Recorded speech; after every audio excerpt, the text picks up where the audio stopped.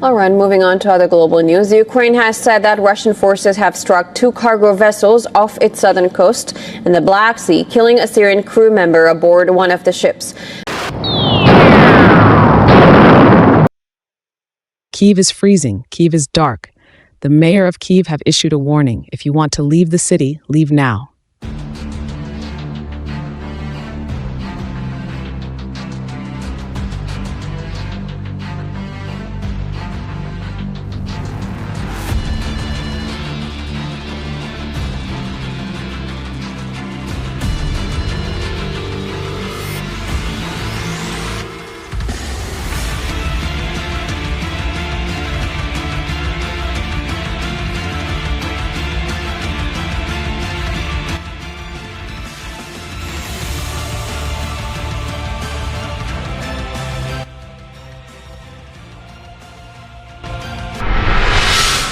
The death toll from a massive Russian attack on Ukraine's capital, Kyiv, that began on Thursday night has risen to 4. At least 4 people have been killed in the Ukrainian capital, Kyiv, after a night of intense Russian airstrikes across Ukraine.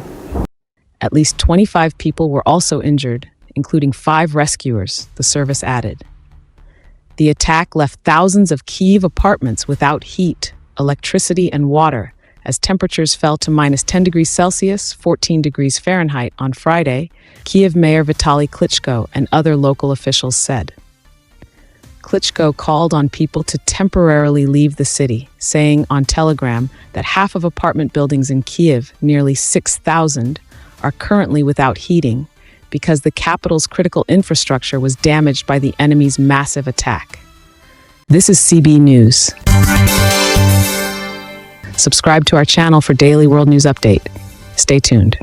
Russian forces shelled a hospital in the Ukrainian city of Kherson just after midday on Friday, damaging the intensive care unit and injuring 3 nurses, the regional prosecutor's office wrote on Telegram. As a result of the attack, 3 nurses aged 21, 49, and 52 were wounded. At the time of the shelling, the women were inside the medical facility, the office said in a statement.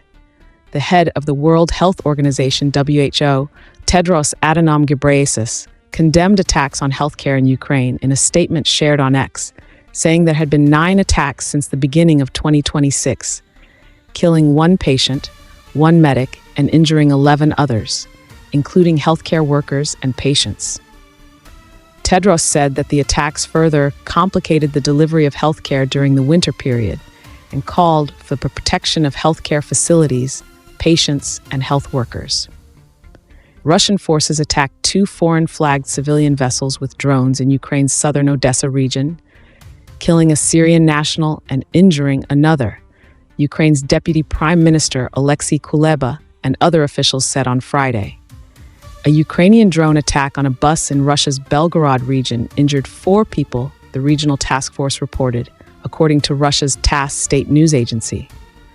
Russian forces seized 5 settlements in Ukraine's Zaporizhia region, including Zelenoy, the Russian Ministry of Defense said, according to TASS.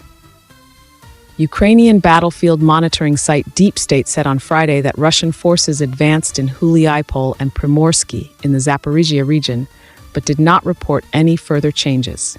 Ukrainian President Volodymyr Zelensky said on Friday that Russia's Oreshnik missile strike late on Thursday was demonstratively close to Ukraine's border with the European Union.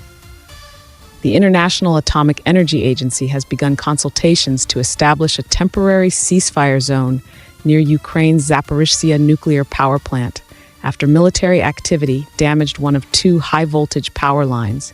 Director General Rafael Mariano Grossi said Qatar's Ministry of Foreign Affairs expressed deep regret over damage to its embassy in Kyiv, confirming that no diplomats or staff were hurt in a statement on Friday. The ministry underscored the importance of protecting diplomatic buildings and reiterated its call for a resolution to the Russian-Ukrainian crisis through dialogue and peaceful means. British Defence Secretary John Healey said that the United Kingdom was allocating £200 million, $207 million, to fund preparations for the possible deployment of troops to Ukraine during a visit to Kyiv on Friday. The leaders of Britain, France, and Germany described Russia's use of an Oreshnik intermediate-range ballistic missile in western Ukraine as escalatory and unacceptable, according to a readout of their call released by Prime Minister Keir Starmer's office on Friday. CB News, bringing you World News Update. Thank you for watching.